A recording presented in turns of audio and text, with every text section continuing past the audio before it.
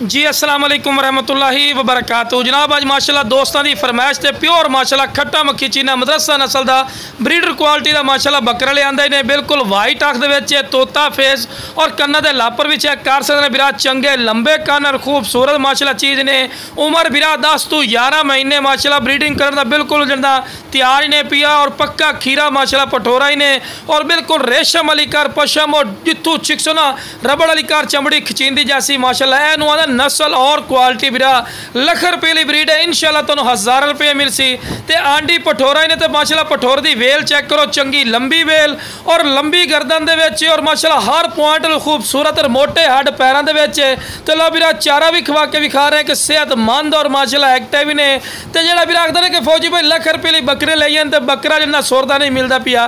तो लो बिरा इस तो बाद बकरा कोई नहीं उन्होंने ब्रीडर माशाल्लाह जिमें ही संभाल कर सुना इंशाल्लाह 100 kg तो उत्ते वजन कर सी। तो जिस वीरां नूं चाहिए जनाब स्क्रीन ते